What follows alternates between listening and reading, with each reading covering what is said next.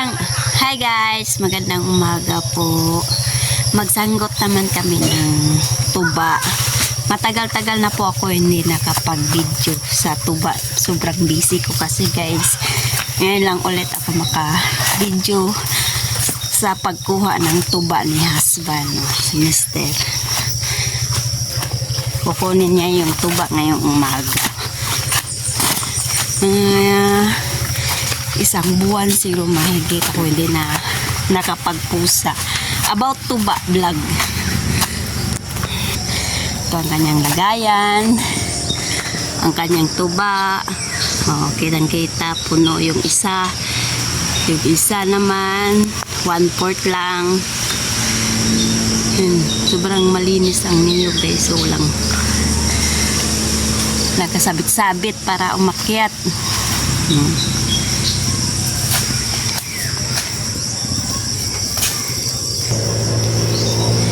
Okay guys, aakit na naman si husband para kukunin syempre yung tuba.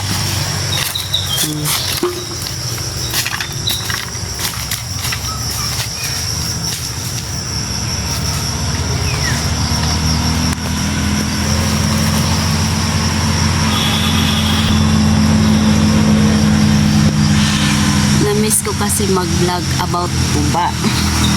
Wala na kasing may content guys. Wala na akong maisip kaya mahirap talaga maging vlogger, mauubusan ka ng content.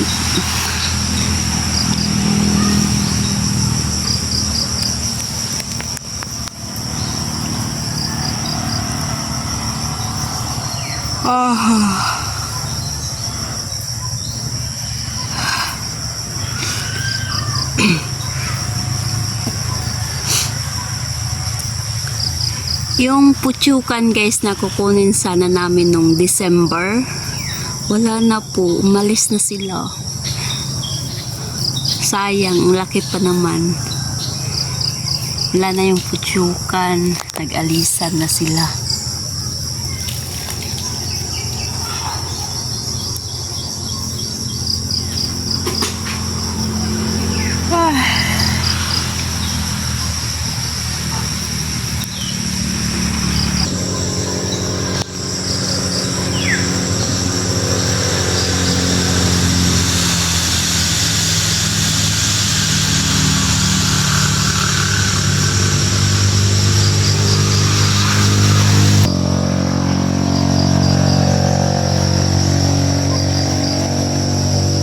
Isang mineral sobrang puno.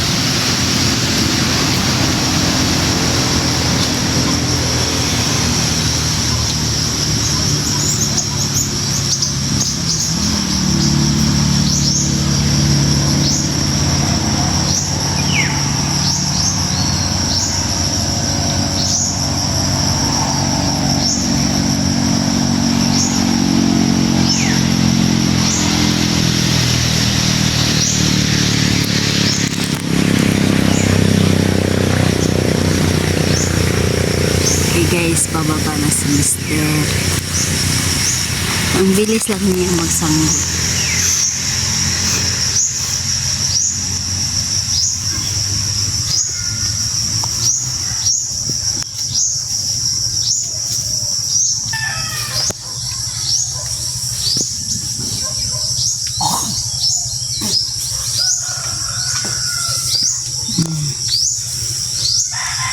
Ari na yung tuba.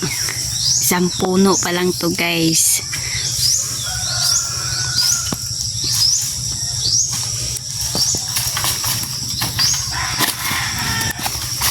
Dito niya sinasabit yung tuba din. Aakyat siya dito sa kabilang puno ng niyog.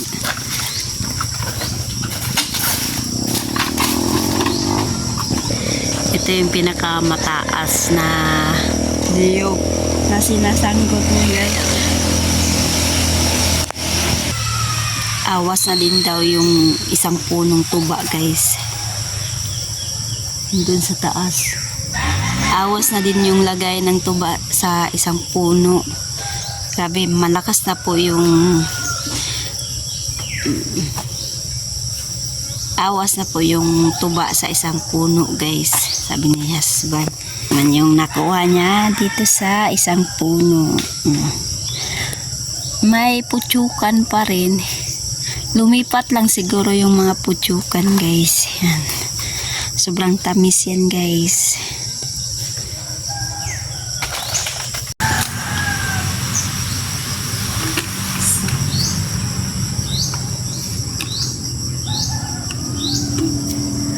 Punong-puno guys.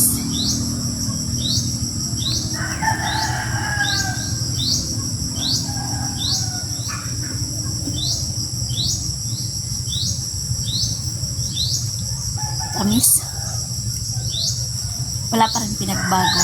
Kasi itong lagayan guys, plastic.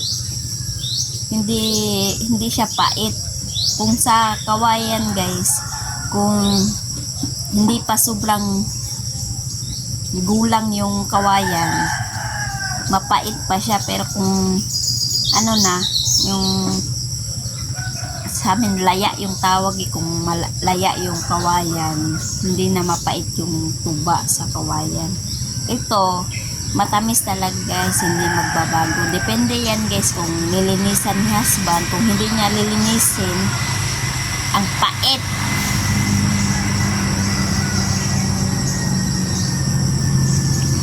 Lagatan na natin tong isang puno. Sarap.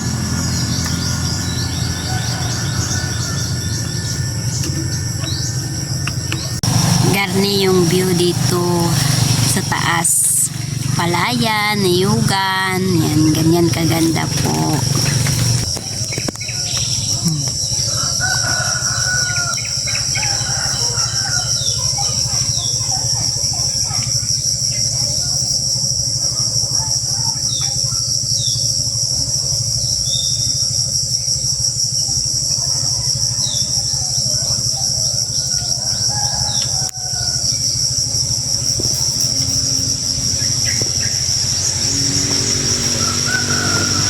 Tingnan niyo yung style ni Mister.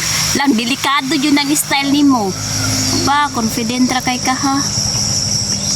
Oh, yung paa niya.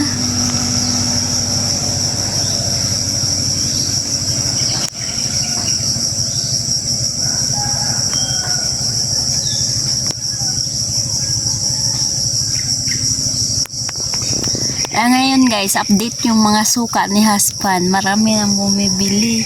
Dinideliver niya guys. Ano lang dito yung isang galon, 75 pesos. Pwede na guys kahit mura.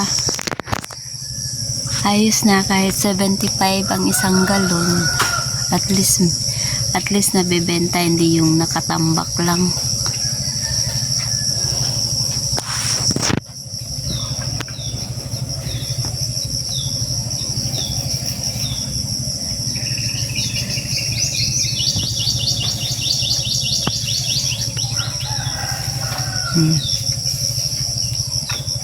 Puno.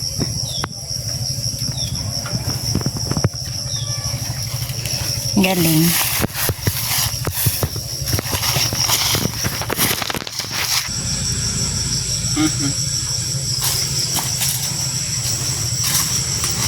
Ito na guys. 4 na plastic. Yung isa lang talaga hindi na ano, kahit kalahati man lang sana. Okay.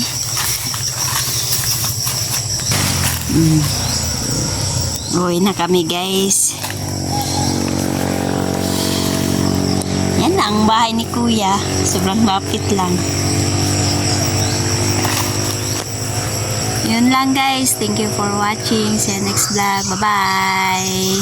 Maliligo na rin ako guys dahil Sunday ngayon, kailangan natin magpunta ng church. Kailangan natin magsimba. Happy Sunday po everyone! Bye-bye!